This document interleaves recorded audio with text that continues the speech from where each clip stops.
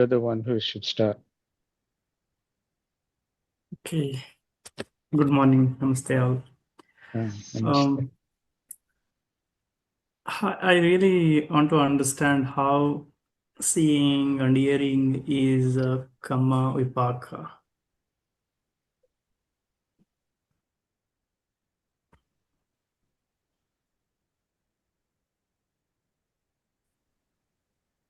You mean how it is vipaka, right? Yeah. And not kamma. Why it is called kamma vipaka, seeing, hearing? It is vipaka different from kamma. Kamma is the cause, vipaka is the result of kamma. This you understand? Nothing can be both kamma and vipaka at the same time.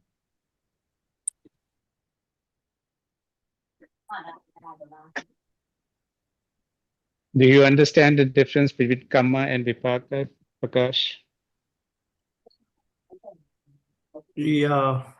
Kamma is the actions. Vipaka You is the could result. say, yes, you could say that actions, whether through body, speech, or mind, and vipaka is the result. So this is clear. So what is your question about seeing and hearing? Hearing is told as a vipaka. This you want to understand. Yeah. So I think we should let Thanachan help here. Thanachan, correct? Yes. What is the first moment in life? What the first moment in life? What I have heard is Achyuti Chitta Ajan. The first one is Patisanti Chitta, isn't it? Okay. Is it the kamma or the result of kamma to be born different? Result of kamma. Okay, so the result of kamma begins at the first moment in life, right? Conditioned by karma, which is unknown, which karma in samsara condition this life, patisanti citta, of first moment, right? Who knows? But it's the result. And does that result finish just by arising, performing the function of just follow the death moment instantly as only its proper karma? While there are so many karmas in samsara, only the ready one for that very moment after death to condition this life, different life, by different conditions, by different karmas. Is that enough to be the result of karma just by one moment of result? Is it enough? Prakash, you understand what Achan is asking? No, I didn't understand. Yes, Achan has already pointed out, and you do understand that the first moment of life is birth, right? Birth is a result of a particular karma that condition it to arise, and is also the same karma which conditions bhavanga chitta and death.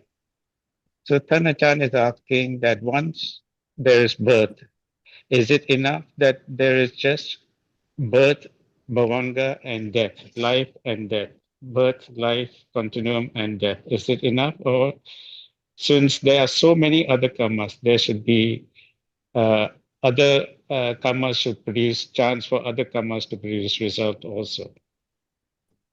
What do you think?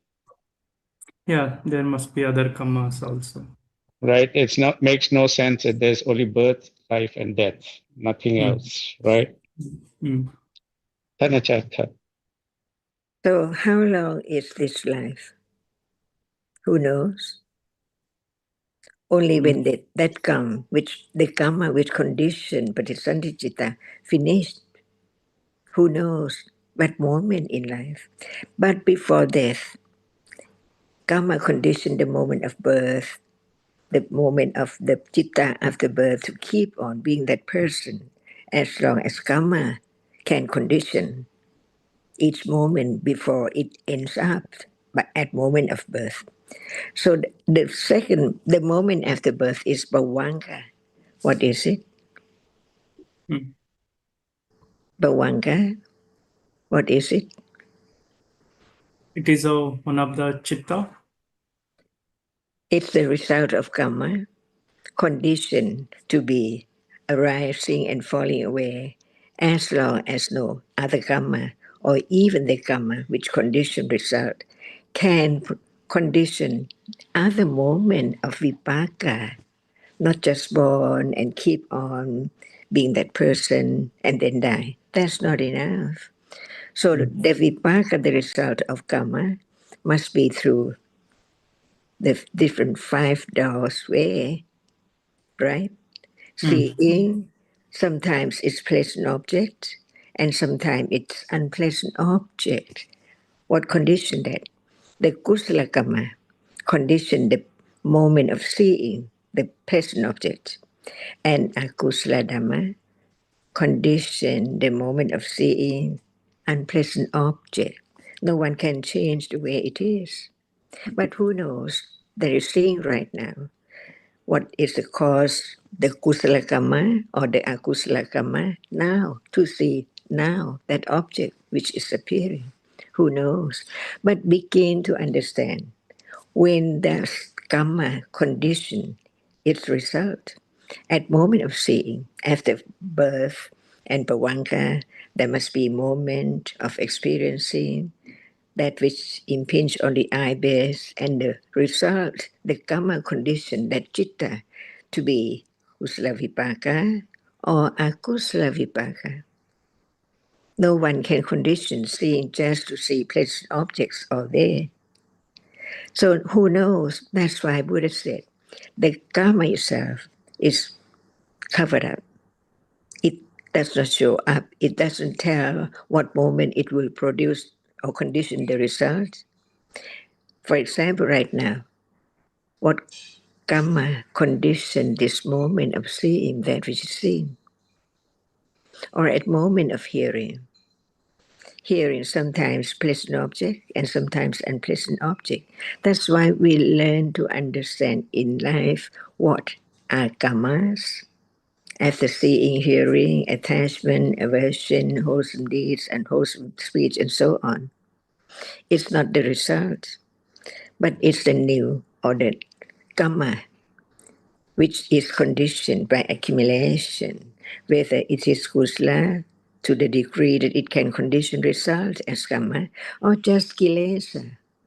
That's why the samsara is kilesa, conditioned karma, and karma conditioned vipaka in life. No one at all. That's why learn to understand the truth, the absolute truth of this very moment. It's conditioned to arise to see and then gone. Even at moment of hearing, it's conditioned to hear and then gone. Different objects experienced because of different conditions, kusala karma or akusala karma. At moment of painful feeling at the body, no one can do that.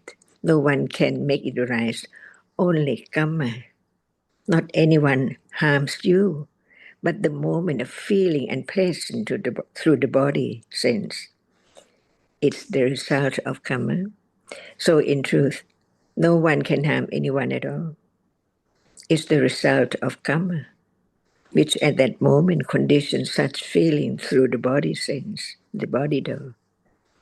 So life is the kilesa, as long as it's there. It conditions moment of sankhara dhamma arising. And kilesa, when it's wrong, it conditions karma to condition its result, vipaka, at the first moment of life and keep on, bhavanka. And between the birth and death, there must be seeing and hearing the result of karma. That's why learn to understand the truth. All adhamas know one and understand different degrees of kilesa and different deeds and speech conditioned by kusala chitta or akusala chitta to be karma again, to condition the results. So now, what is it? Moment is result, is vipaka. Liking or disliking is kilesa. And the karma which has been done, which has done, conditioned any moment in this life. So the result, the seeing, hearing, smelling, tasting, touching in this life can be the result of the karma which conditioned the birth consciousness or the other karma, like Buddha, before death, painful feeling conditioned by previous karma. So who knows this moment, whether it's conditioned by the condition in this life, the karma in this life, or the other life, unknown. The karma is unknown. When will it produce? It condition the result, and the result of karma, the vipaka, is also unknown.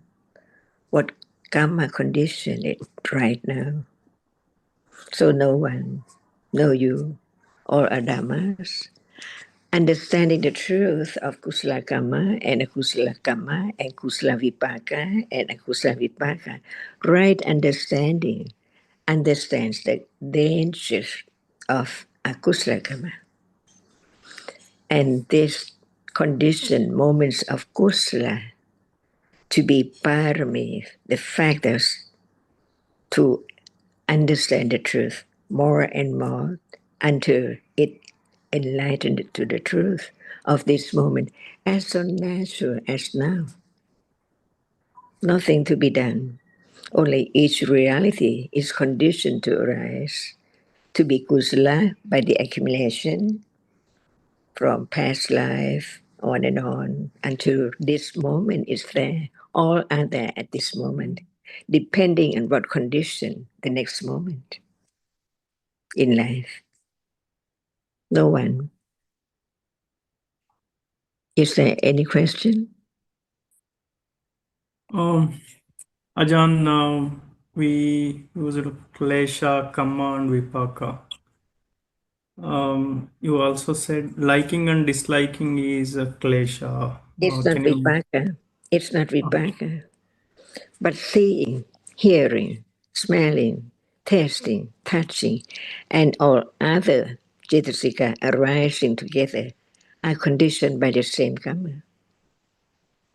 Prakash, at the moment of seeing or hearing, which you asked about at the beginning, can there be any liking or disliking, kindness or understanding at those moments? No, at the time.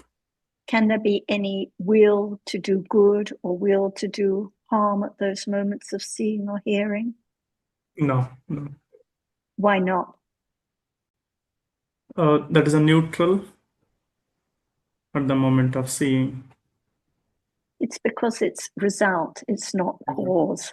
There's no accumulation of kusala or akusala at those moments. There's no willing good or bad at those moments because it's result.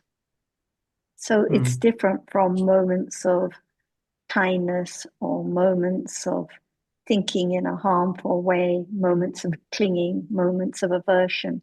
At those moments, there is the habit, the accumulation of kusala or akusala. So they are cause. So they are those cheetahs which lead to kusala or akusala karma when they are accumulated to a strong enough degree that can bring results later. So seeing and hearing are just results. No cause at all, no kusala, no akusala, no willing well or badly of any kind at all. So this is the difference between the result and the cause. At the moment of birth consciousness, which Ajahn mentioned, or the Bhavanga cheetahs that follow, it's result. Again, no killing, no stealing, no understanding at those moments that can bring results. They're result cheetahs. So we learn about the distinction between what is result and what is cause. So seeing and hearing are vipaka, but because they cannot be cause, they're the result of past karma, either the karma that conditioned the birth or of other karmas. Prakash, were you about to ask the question about the distinction between kilesa and dhamma? Yeah, I was. Yeah, I think that's what you were ask. wanting to ask. Yeah. Yeah. So, Sarah, you might help here. First of all, Prakash, what is karma? What reality is it? Would you explain?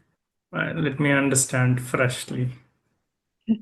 Do you know what is it, a Chaitasika or a Chitta, or what is karma? Karma is a Chaitasika. And what Chaitasika is it? What do you mean by what Chaitasika? Is it Lobha? Is it Metta? Okay. What Chaitasika is karma? I don't know that. Is Chaitana, Chaitasika, Okay. Chaitana, Okay. or intention. So at every moment in life, no matter whether it's kusala, akusala, vipaka, or kiriya chitta, Chaitana arises. It's one of the 7 universal Chaitasikas. So there is karma at every moment. But at moments of seeing or hearing or patisandhi or bhavanga chittas, at moments of vipaka, it just coordinates the chitta and the other chaitasikas it arises with. When it arises with kusala or akusala chittas, then as well as coordinating, it wills the chitta and chaitasikas to perform kusala or akusala at those moments. So when kilesas, defilements, arise, the chittas are akusala. So the chaitana is willing the akusala. Now, this moment, countless moments of lobha, countless moments of moha, but it's not strong enough to bring results, but it's still akusala chaitana at those moments that is accumulating. When it's strong enough that it leads to harmful deeds and speeches, then that same chaitana at those moments can bring results later by way of patisandhi or seeing or hearing or other vipaka chittas. But the common ordinary kilesa arising now, the lobha now, the dosa now, the moha now, are just the habits that are accumulated, but they can lead to stronger and stronger akusala habits, just like the kusala now. When it's strong enough, it can also bring results. So chaitana karma is there at every moment in life, but only when it is of a particular degree arising with kusala or akusala chittas, only then can it bring results later. But this is just to remind you that karma is actually at every moment because it's chaitana, chaitasika. Thank you. So we learn about 3 rounds. We learn about vipaka, the result of karma, the kilesa, moments of akusala, and actually kusala too, which condition karma, that is the chaitana of the degree that can bring results, and then vipaka. So this is what paticca samuppada is about. It's about the rounds of vipaka, kusala, akusala, karma, and life goes on and on and on, the rounds of samsara. So this is why we need to distinguish between what is result, vipaka, what is the habitual kusala or akusala, the kilesa arising, and what is the karma of a degree that it can bring results later. Yes. Yeah, little clearer. Sarah, I think Surya has joined. Let us give Hi, opportunity yes, for him. Surya, Yeah. good to see your picture. And yes, I hear you. We hear you're from Chennai, Surya. How did you find the discussions when Ajahn visited last year, Surya?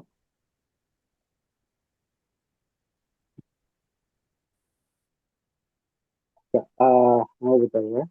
Like, this is the first session after a long time when Hassan has came here in Chennai to deliver a Dhamma session. So I'm totally bombarded with many terms like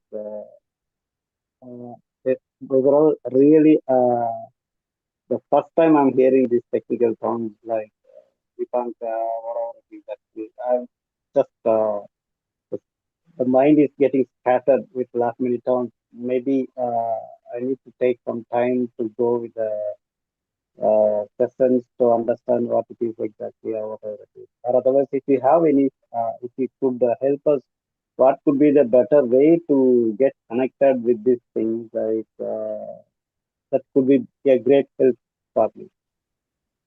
Thank you. Yes, the first point to appreciate is it's actually the terms and the words and the details are not the important point. The important point, as I'm sure Ajahn stressed a lot when you met her, is beginning to understand a little more about what life is now. Usually we think all about I and other people. We think I see friends on the screen, I hear the words that are being said, but is this correct? Is there seeing now? Is there Surya or Sarah that sees, or who or what sees? And what is seen now?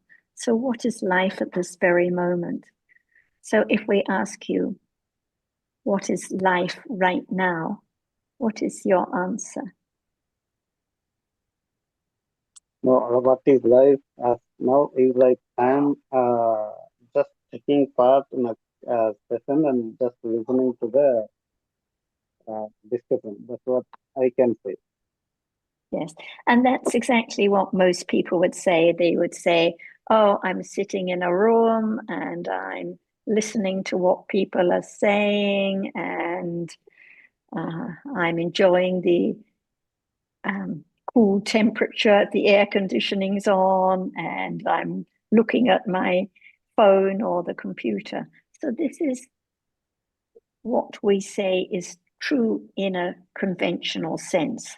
In an everyday sense, this is correct. Surya is here, Sukhin is here, Prakash is here, we're talking to our friends. So this is the conventional truth. But the Buddha taught about the absolute truth. And the question is that the Buddha would ask people, what is actually seen now?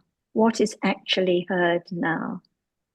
In truth, do we hear words and people? Do we see friends and images on the screen? Or is it just sound that is heard now? Is it just the visible data that are seen at this moment? Is there an I that's sitting on the chair looking at friends? Or is this just an idea? So the point is not to just give the answers, but to encourage us all to consider a little more whether our ideas that we've always had about what is true and what is life now, whether this is the absolute truth or just the conventional truth that we've learned and been taught since we were young. Because the Buddha wasn't just enlightened to understand the conventional truth that everyone knew about already. Everyone already knew who is Prakash and who is Surya and who is Sarah. So it must be something deeper that the Buddha was enlightened to that was so amazing. What is different about the Buddha's teachings? It's really about considering carefully what is actually true at this moment. So what is heard now? Is it words and ideas, or is it just sound that is heard now? It is a collective thing of everything, like the sensations. So for example, if I'm just sitting here and listening to Sarah's voice, and I'm seeing the image, and these things are collectively making the present moment, I think. If there was no memory and no thinking, would there be any idea about I'm listening to Sarah's voice? Come again? If there was no memory and no thinking, would there be any idea that I am listening to Sarah's voice? Now, I could be hearing some sound, may not be able to collectively understand what it is being conveyed, or otherwise who is I'm talking with. Exactly. So in truth, it's just sound that is heard, but so quickly because of memory and recognition, there is the marking and the remembering of different sounds, which conditions thinking about, oh, this is the sound of a female voice, this is the sound of Sarah's voice, these are the words that Sarah is speaking, because of memory and thinking that follows so quickly. So one moment of hearing sound and then instantly thinking about the pitch, the tone, the details of the sound, and then thinking, oh, this is Sarah's voice, Sarah, the words that are being spoken. So we actually live in the world of ideas and stories, when in fact it's just sound that is heard. And the same with visible object. It's just visible object that's seen now, but because of memory and thinking so quickly, there are the ideas of different colors, different shapes. This is Surya, that is Prakash, because of the memory of different visible objects that have been seen. And the same way, in the same way we think, I am hearing the sound, but actually it's just hearing now, but because of memory and thinking, oh, I am hearing, Sukhin is about to speak, and so on. So we begin to learn what are the absolute realities. Sound that is heard now, hearing that hears, and the idea of I and Sukhin and the different words and the meanings and Sarah's voices, these are all the ideas that are thought about. So the point of understanding a little more about the truth, because I'm sure you're wondering what the point is to gradually understand what is real now in order to let go of the wrong idea of I that experiences something, someone that is experienced all day. Go ahead, Sukhin. Oh, I was going to say what you just said. I mean, that the same applies to even just thinking that you're hearing some sound or even a voice, a human voice, or the idea of me hearing. It's just through memory. It's not what's actually happening in fact, in reality.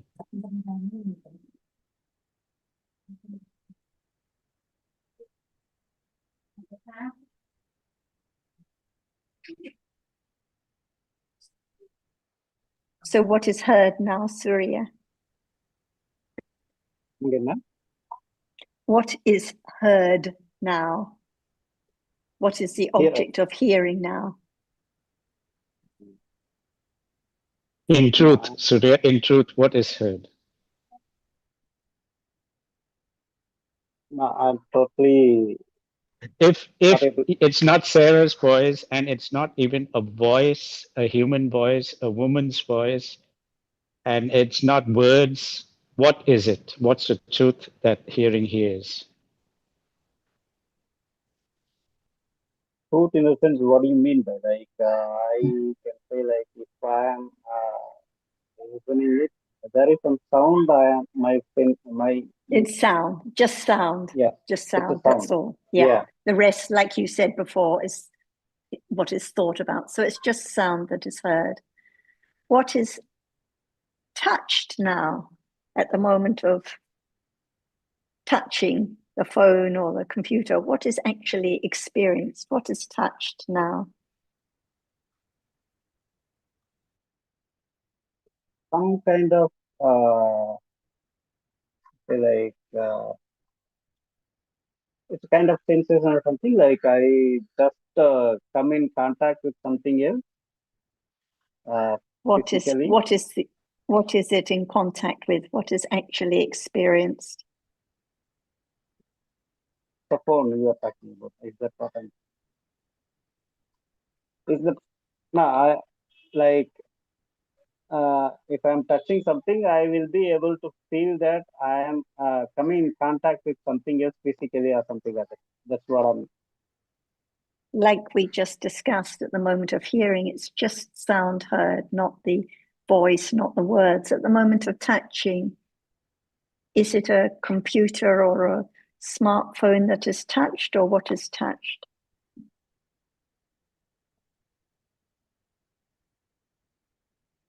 I can't get it. I'm sorry. Close your eyes, and what is touched? What is experienced?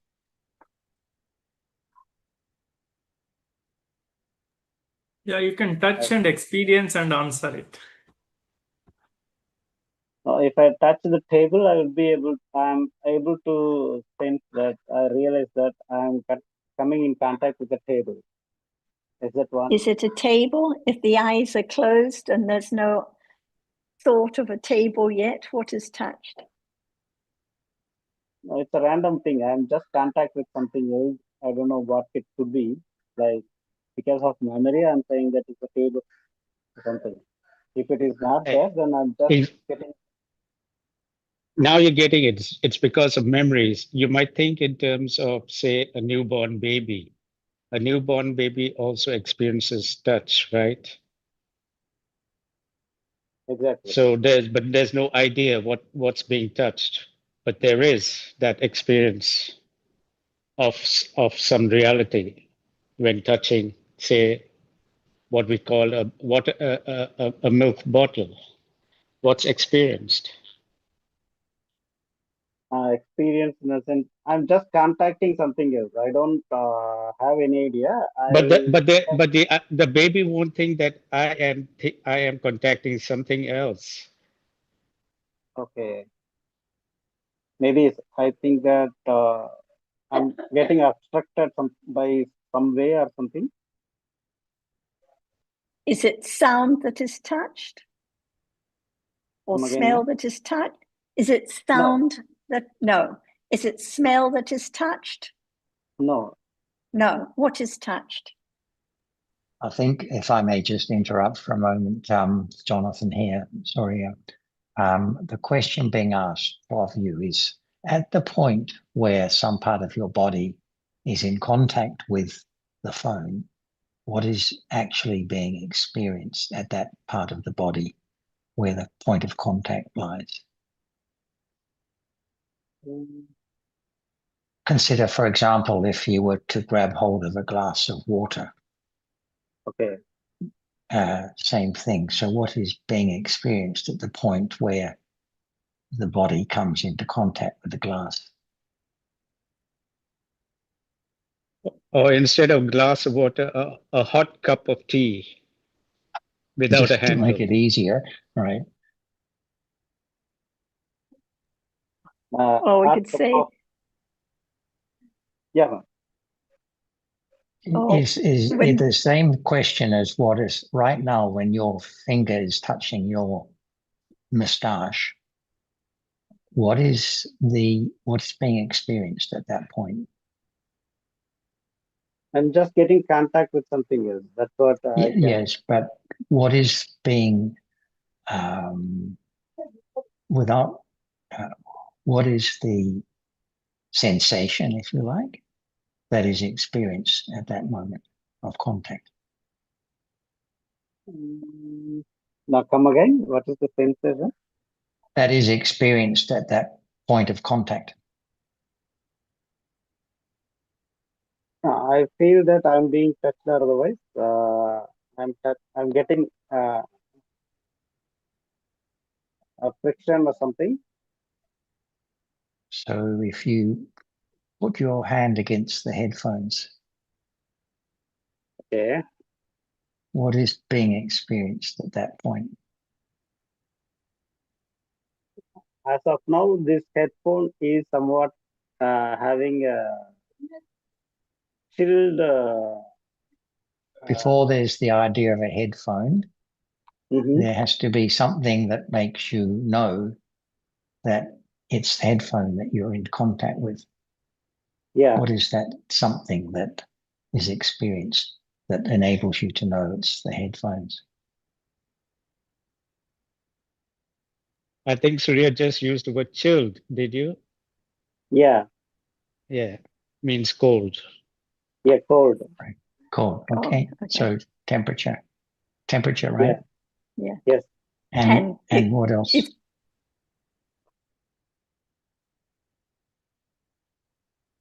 What about where, if you are sitting on something, what is being experienced at the point where your buttocks are in contact with the chair?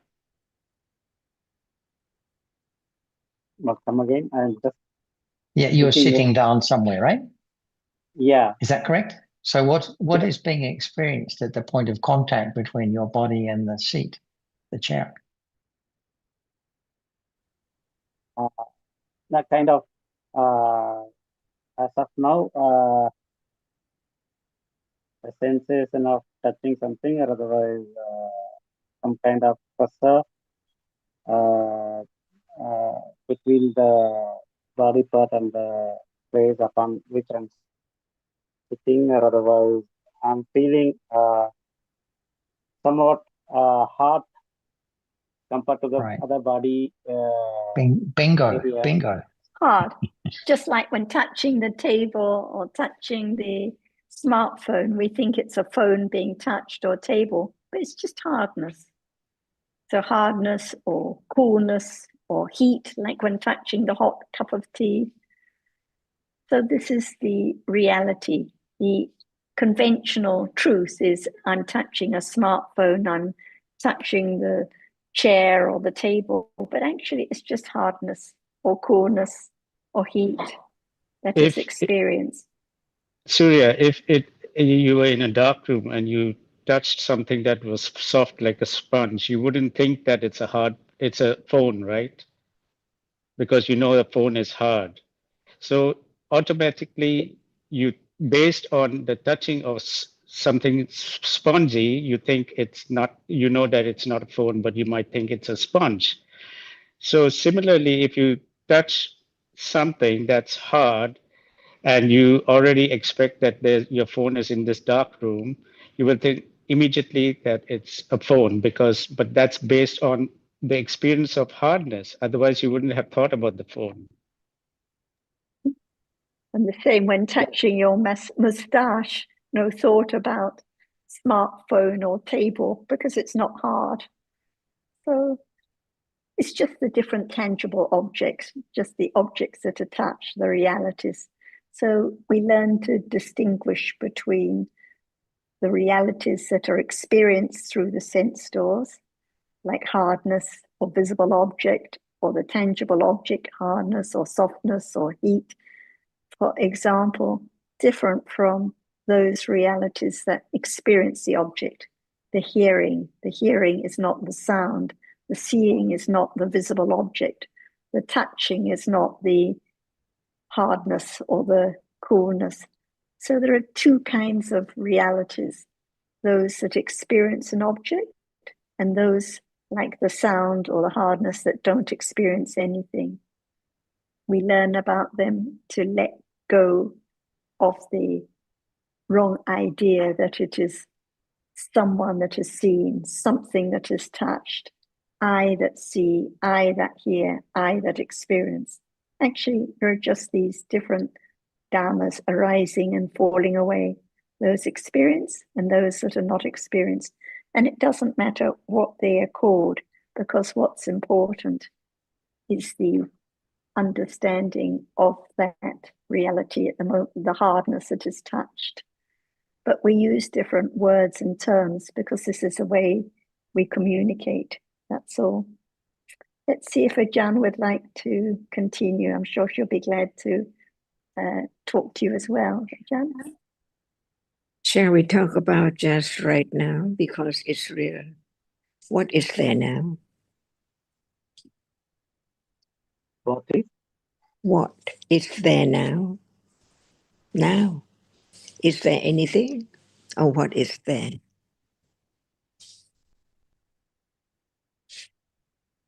Now means the collective experience of the sensations with like what I feel, what I hear, what I smell. Excuse me, just a moment. Just one moment now. There must be only one moment to another moment, only one at a time. So what is there at a time now?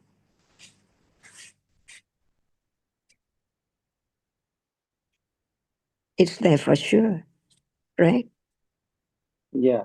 What is it?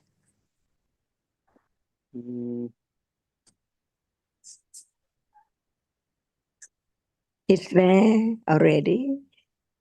It's there, unknown, but it's there. What is it?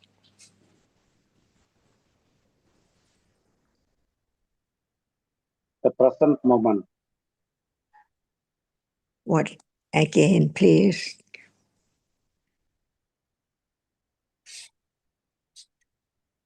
No, I'm not able to come up with that. I'm just. Can you please help me out? You said the present moment. Surya, Yes. you said the present moment. And the Yes. present moment is defined by one experience at a time, right? Yes. So what is, you might give an example because there's so many things happening one after the other rapidly. Now, as of now, I'm feeling somewhat chilled climate here. Could that be? I couldn't hear you properly. What did you say? As of now, I am sensing a chilled weather compared to the previous Cold, time. right? Yeah, cold. Yeah. Yeah, there's coldness, experience of Yeah. coldness. Pranachan. Excuse me, just your own considering. Is there anything appearing now?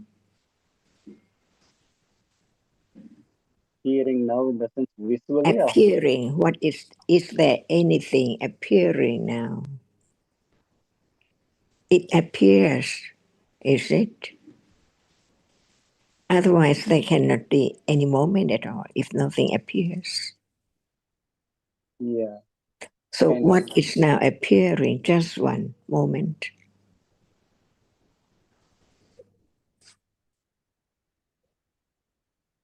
It's not known, but it's there, isn't it? So find out what is there in order to be one's own understanding, one's own considering about the truth of what is there. Is there anything now appearing? Appearing in the sense, let's say, for example, it doesn't. Does it mean by physical or sensational? How it is like? How can I? It doesn't matter at all. Is there anything appearing now?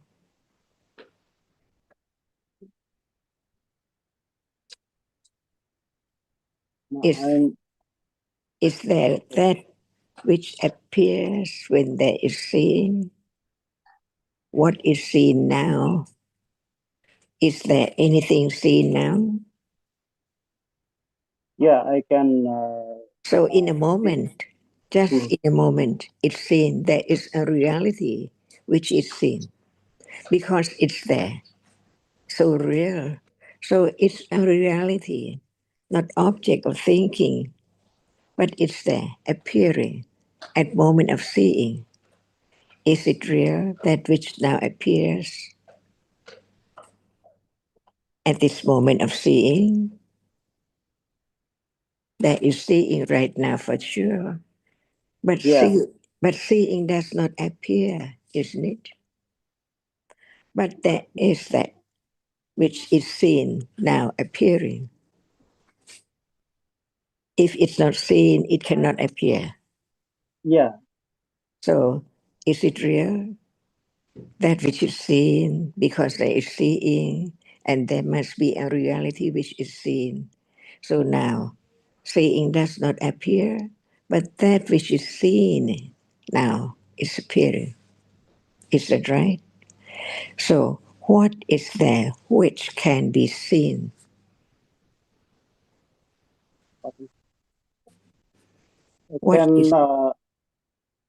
I can see the surrounding things. Let's say, for example, as of now, I am watching on the tab, and I'm getting communicated with you, ma'am, and that is what I feel like as of now.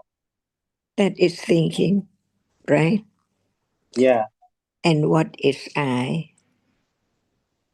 Is there now thinking or what? I am thinking.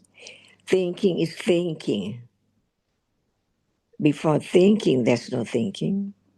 And then thinking is there by conditions and it's gone at moment of seeing. So can anything be I see, I hear, is right or wrong? Yeah, if that is the case, I understand. As per my understanding, I comes with my own experiences. Let's say, for example, what is man's Sultan, or what is the car? Yeah, but we can consider to understand the truth of each very, very sudden moment, instant moment.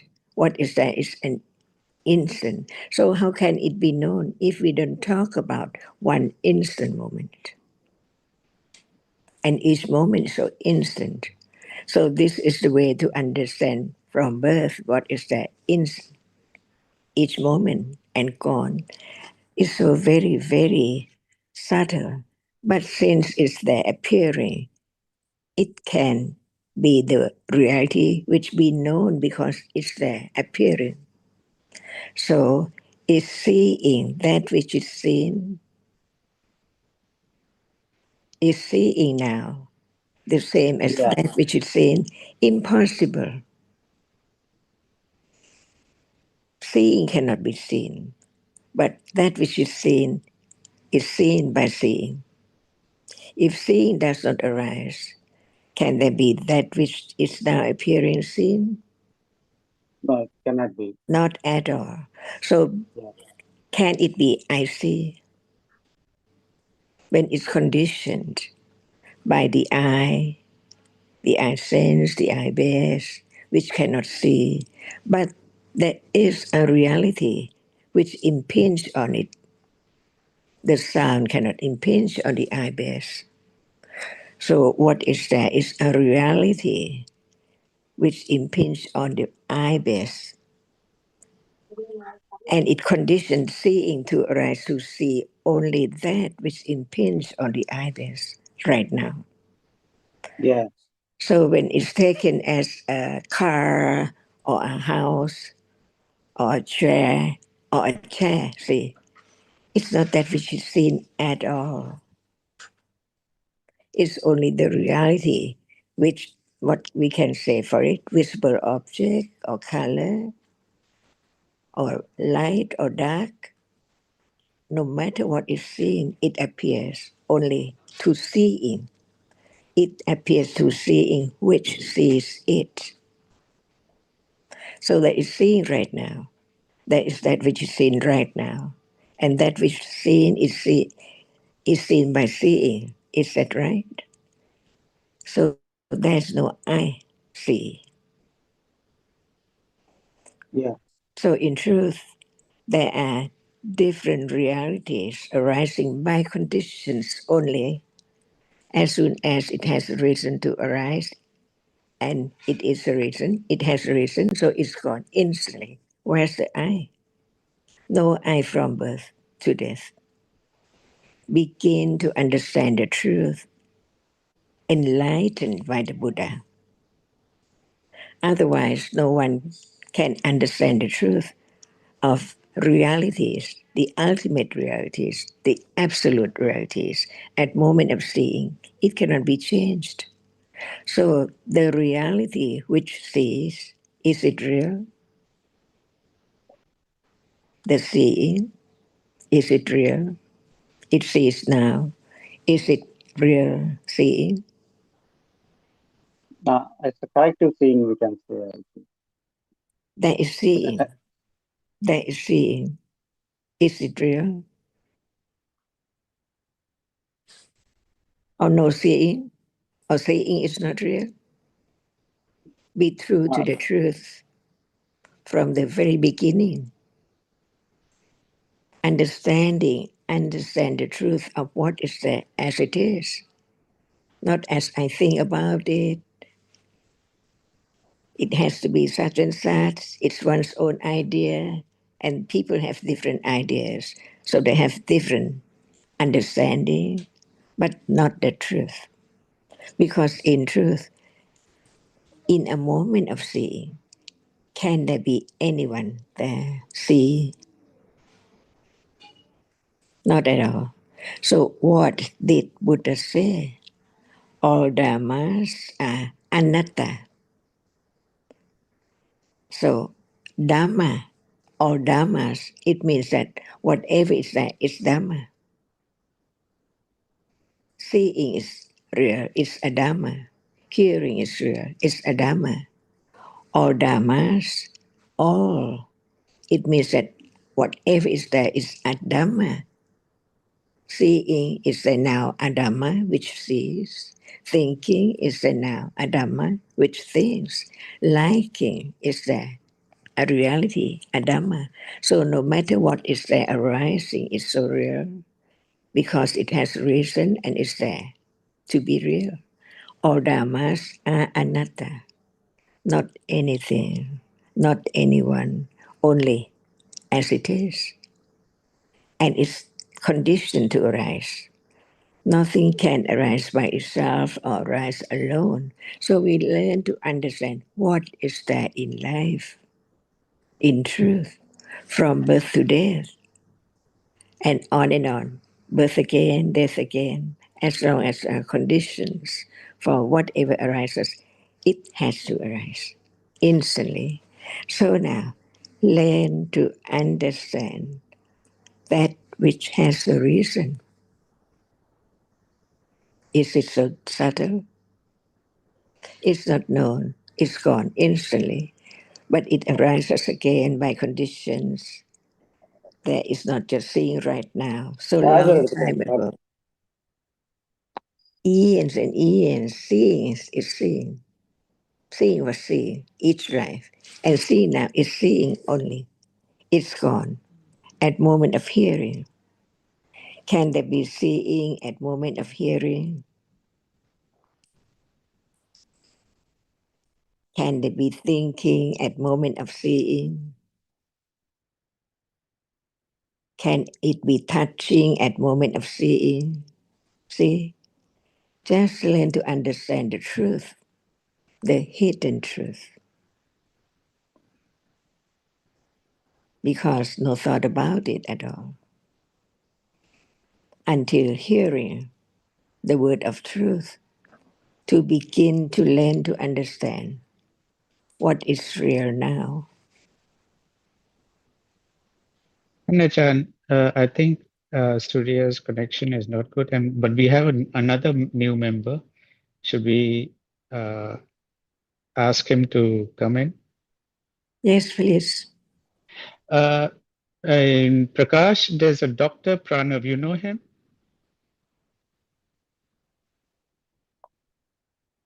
Dr. Pranav? No, I don't know him.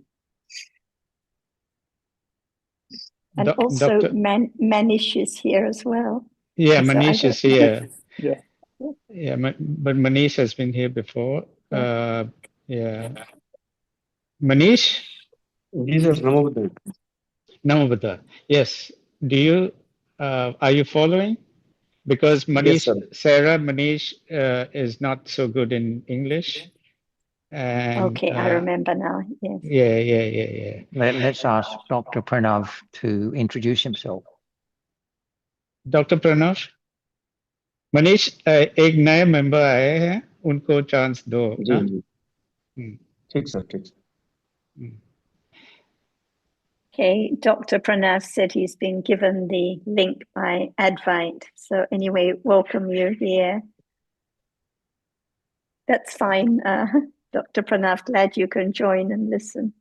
Yes, he says he can't participate because he's on duty, he's working. Yeah.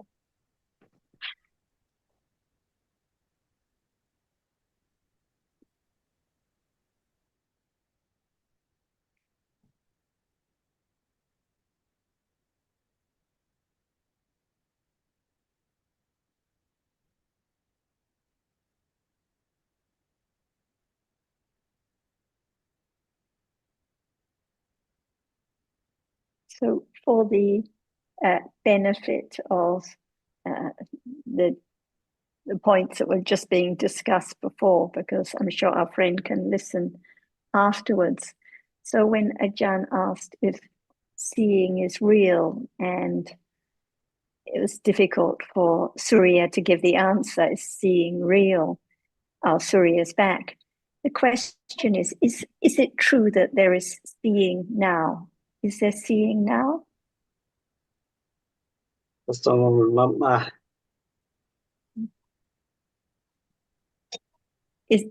true before that you there answer, is seeing now?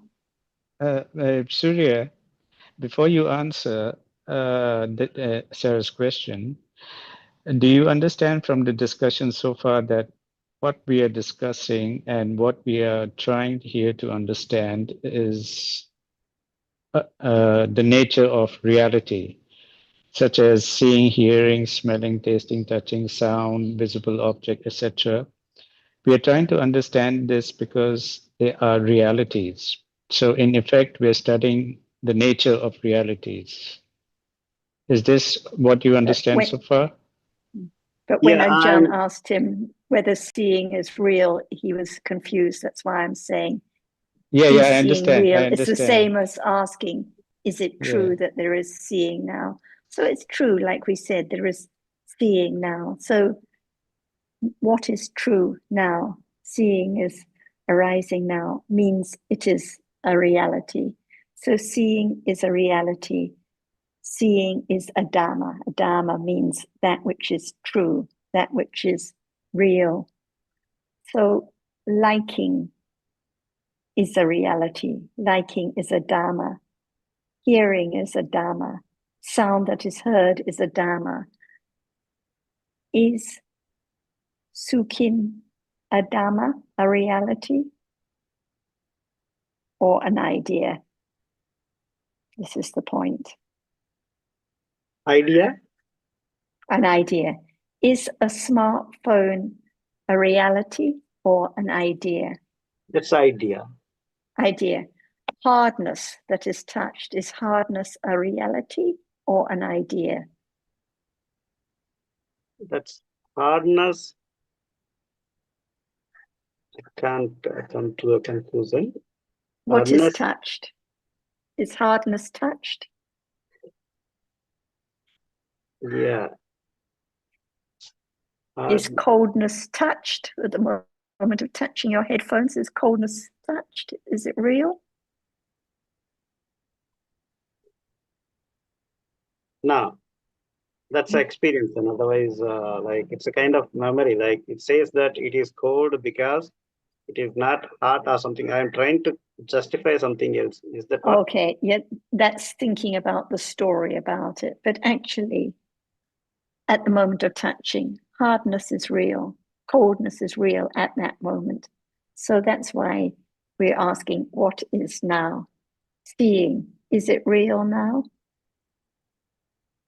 Seeing as, as of now. It's real, yeah. At the moment of touching, is hardness real when at the moment of touching? Yes. Yes. Is a computer or a smartphone real?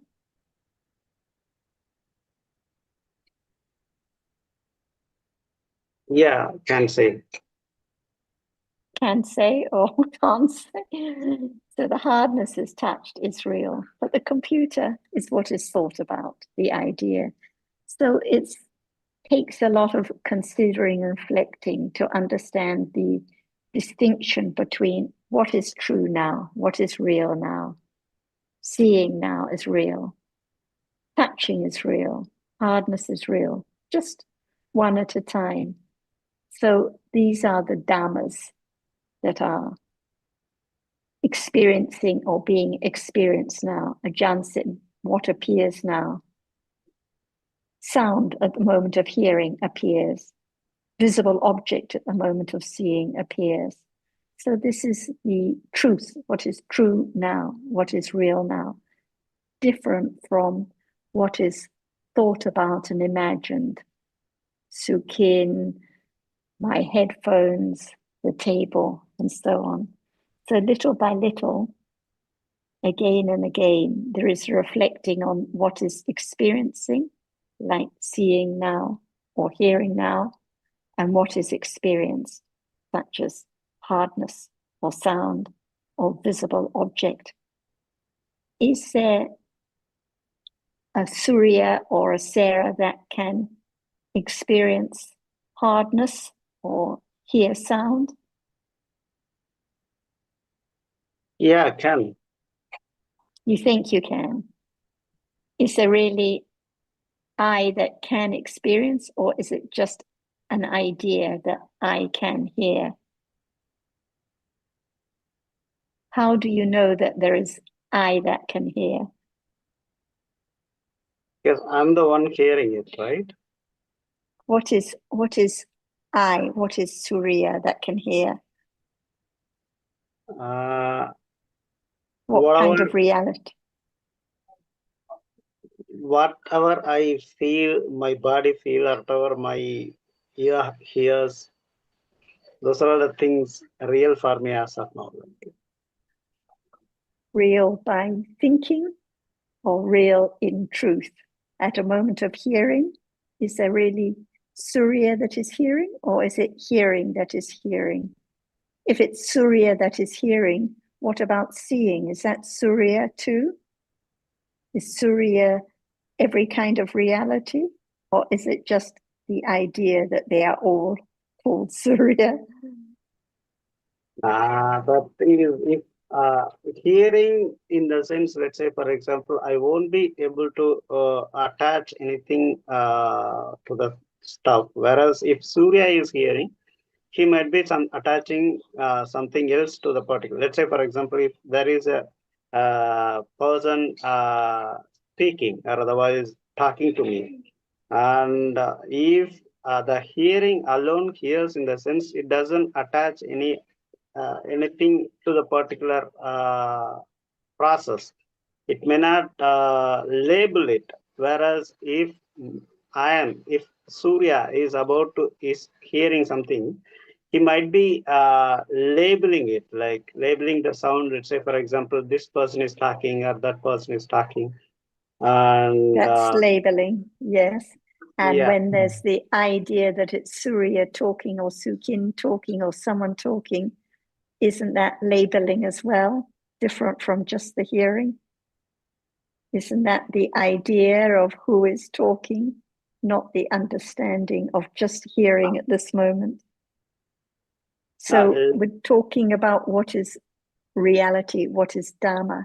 So hearing is a reality, a Dhamma that hears.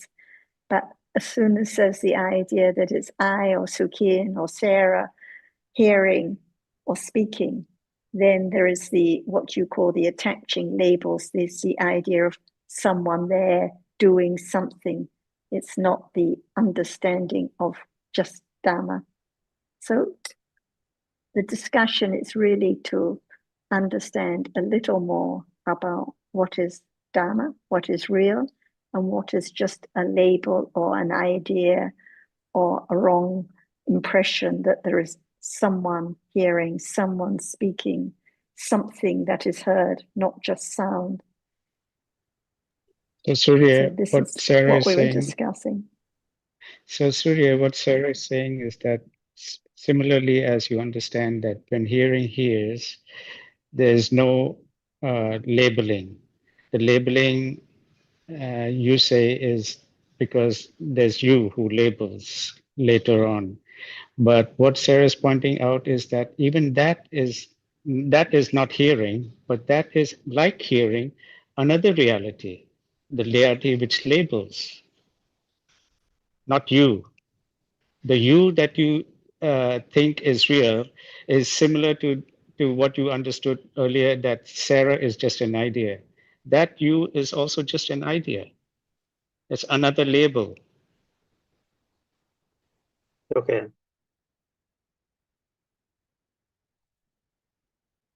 I'm thinking on it actually. I'm processing.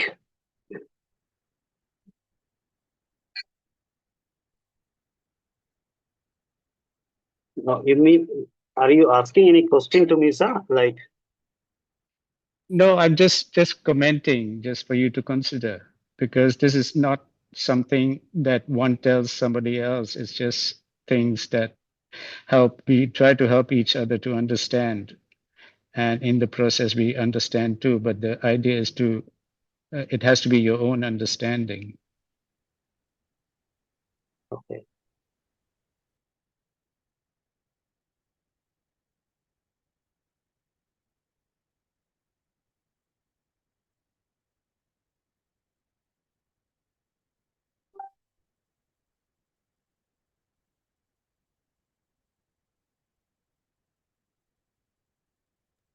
Is it interesting or useful to consider what is real now, what is true now, Surya? Very much, ma'am. I'm it's a kind of opening up another, maybe you can say, to the reality or otherwise.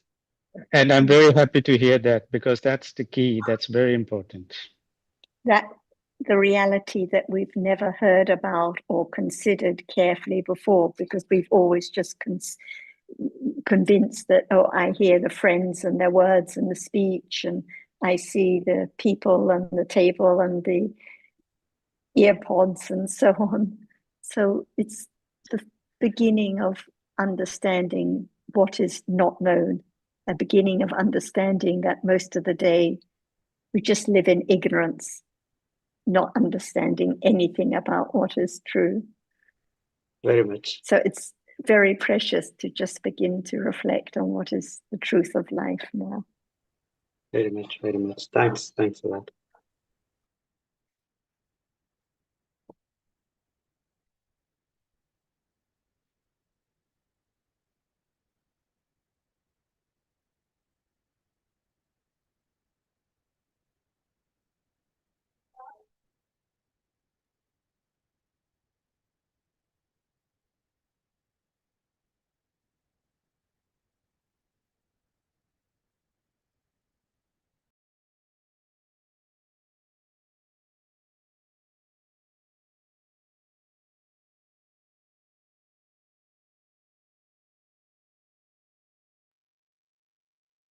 Manish, Yes, sir. You have any question? No, sir. I have no any question. Okay.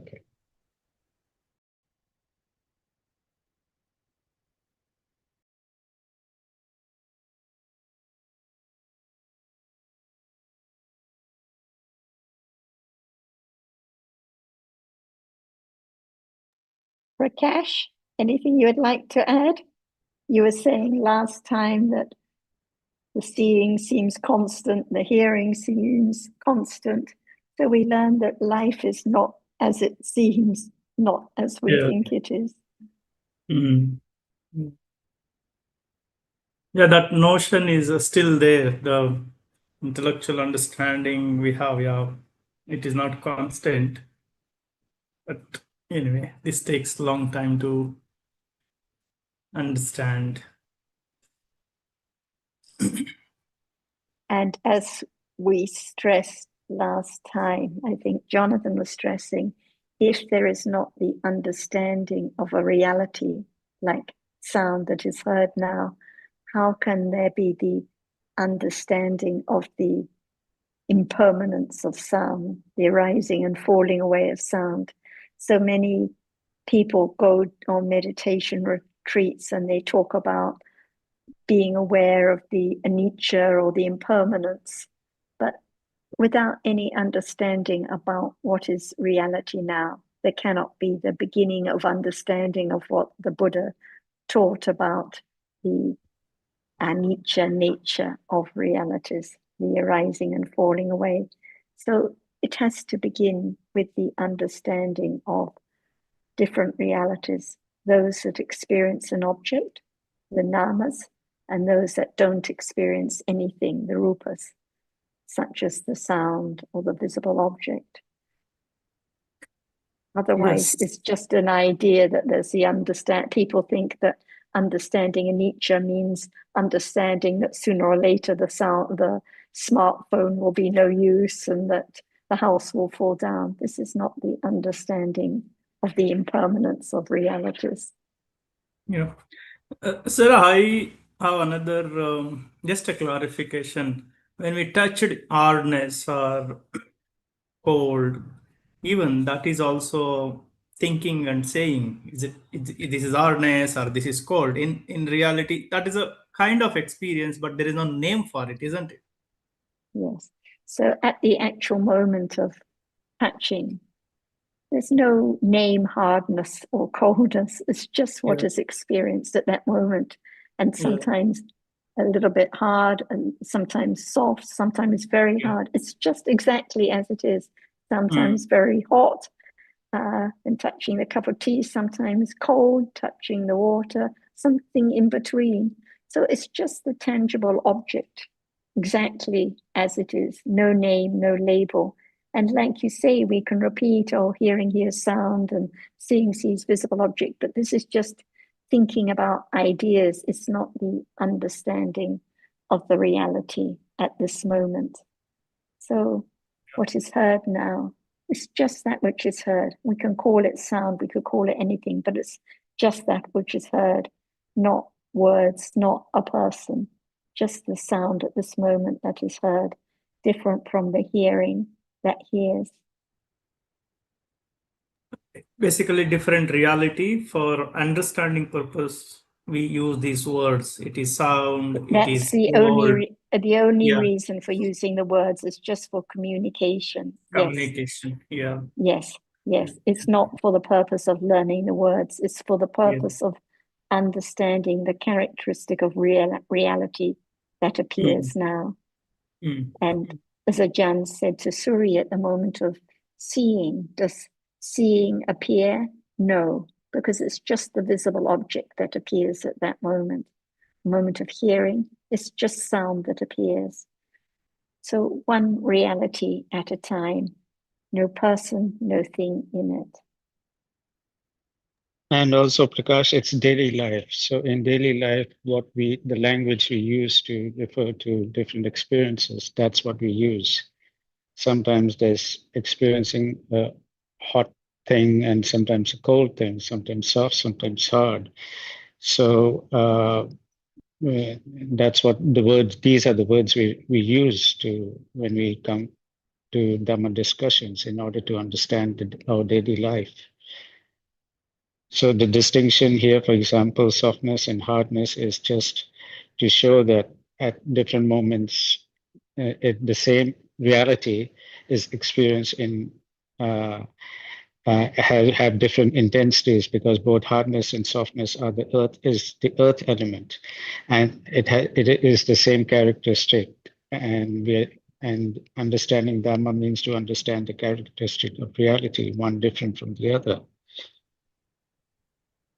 Yeah, understood. To just differentiate the different character of reality, we use this terminology. Otherwise, those terminologies also. Right. And the understanding understands it just as it is, the softness or the hardness or whatever, just exactly as it is. Otherwise, there couldn't be thinking about cold water or hard object like a table. But it's just that same element. But each one is different at each moment of experiencing The hardness is different. The hardness touch now is quite different from the hardness a moment ago. The visible object seen now is different from the visible object a moment ago. Each one is marked by memory and conditions, different thinking about this or that, thinking about this or that color, and so on.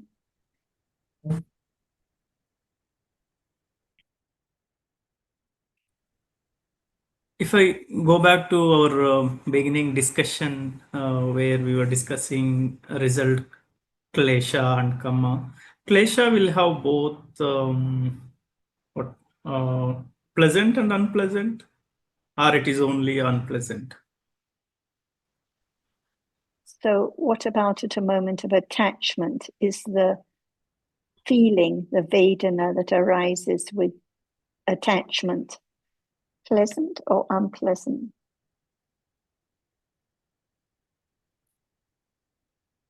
Come again once. I did not get the question.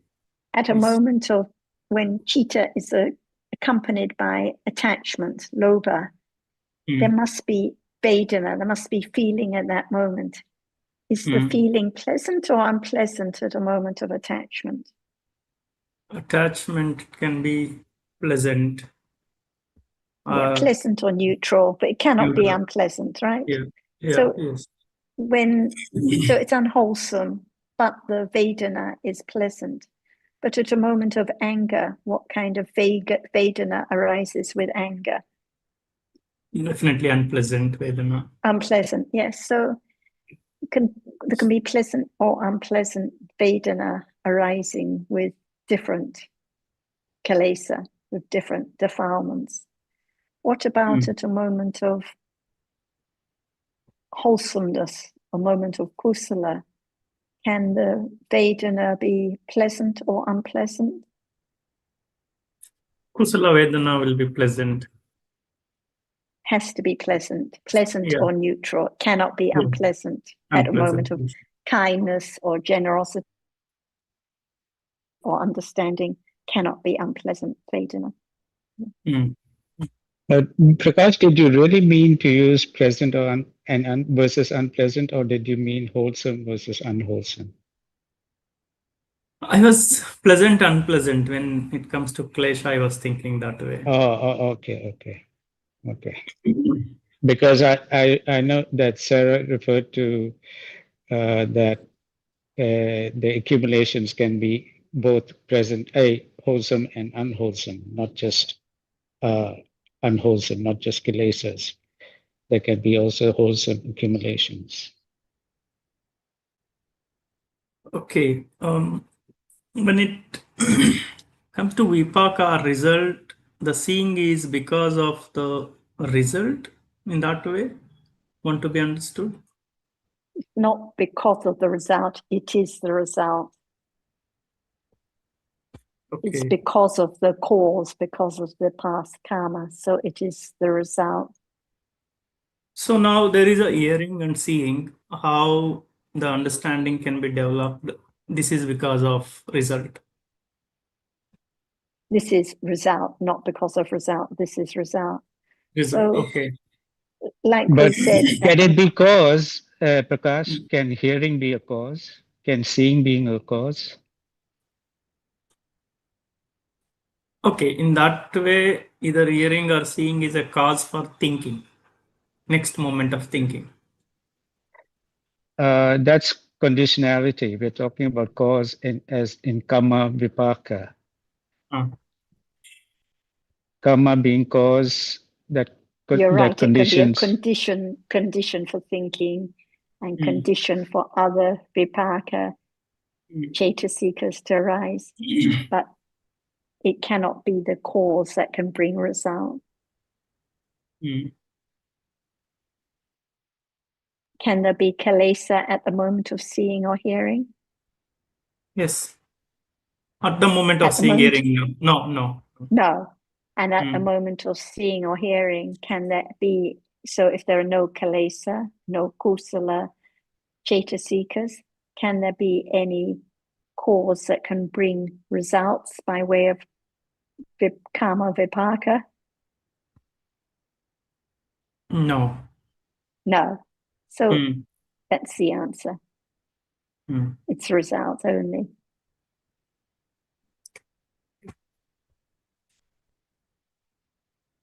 Perhaps Ajahn would like to add more at this point because there's not a lot of time left. Ajahn.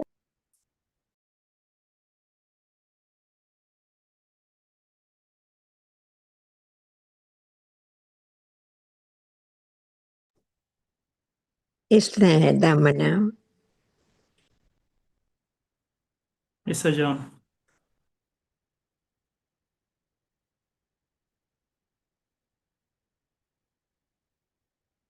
Ajahn, you are on mute.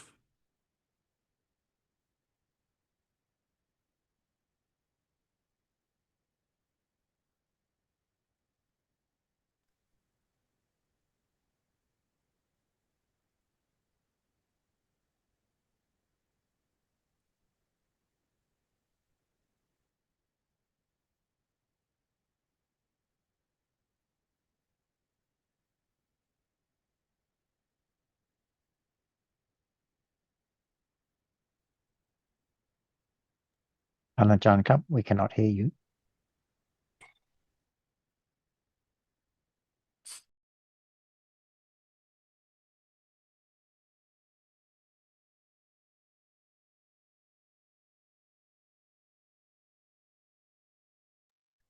Kunpi, can you try to make contact with Ajahn?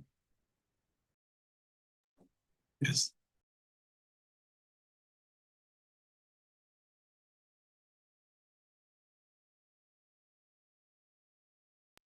So anyway, Prakash, I think the question is, what is now? Because we talk about cause, we talk about result, we talk about this and that, story about realities, but what is now? Seeing, hearing, touching. Just, okay, seeing or hearing. And at the moments of seeing or hearing, no kilesa, no cause, it's just the result. Mm. At a moment of touching, if there's painful feeling at that moment, it's result, different from the domanassa, the unpleasant feeling with dosa when there's aversion about what has been experienced. The first one is result at the moment of touching, the painful feeling, and the second at the moment of aversion with domanassa, unpleasant feeling. This is cause. It is the accumulation of kilesa, of dosa, conditioned by clinging and ignorance. Ajahn, are you able to speak now?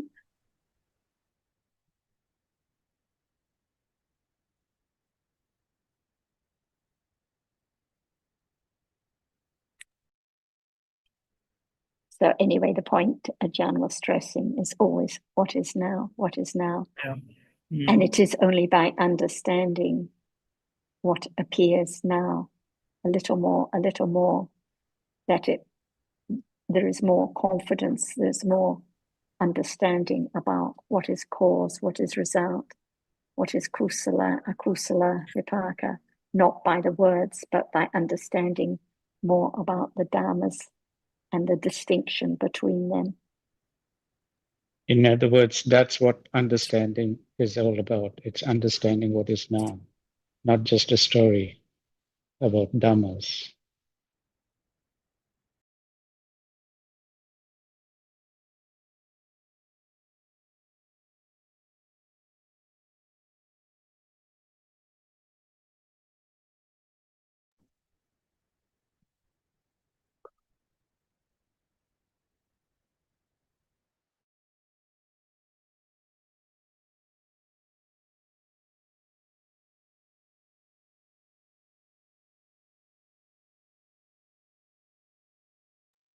I can see you're unmuted, Ajahn, but we can't hear you if you're speaking.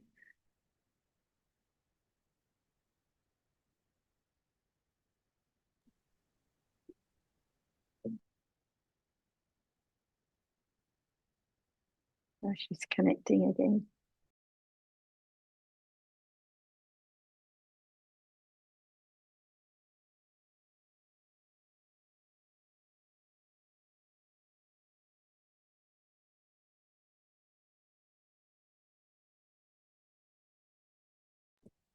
กับท่านอาจารย์ครับ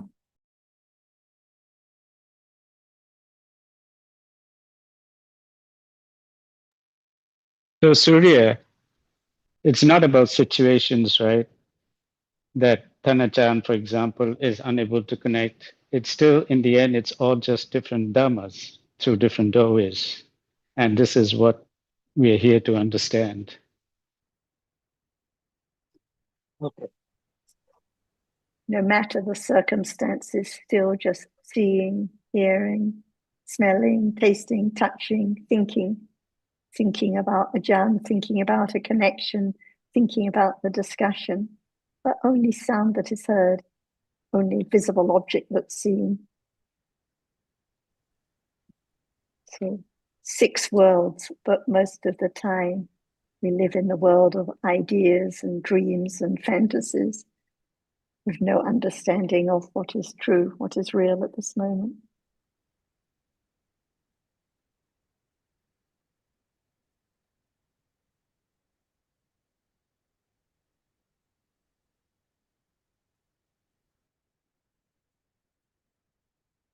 Anne, would you like to add any comment before we finish, or Zita?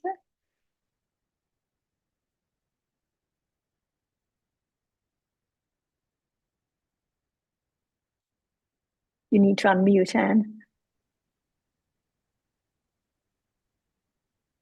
I have something to say. It's really good to go back to the here and now, because that's all there is, really. I've been reading suttas, and I feel like if I didn't know about present moment, they would just be stories to me. But they take on a whole different world when there's some knowing that seeing is seeing, gone. Hearing is hearing, gone. That the realities that we take for something are just fleeting realities, gone. So I'm very much appreciative of this discussion. It's been really good. Thank you. About what I was going to say, this is excellent going back. So yeah, all of these questions are good, and you know, Ajah's questions of questioning us and commenting are excellent, and you know, Sarah and Jonathan do an excellent job of that as well. Yeah, very good. So for those of you who are new and doing a lot of questioning, it's beneficial for everyone. You could say, Anne, that each one of us need to be reminded of going back again and again. Yes. So thank you, Surya, for your good humor, and join us again soon. And so I think we can finish here now. And there's another discussion later for those who are able to join it. Right. Hope to see you. Just say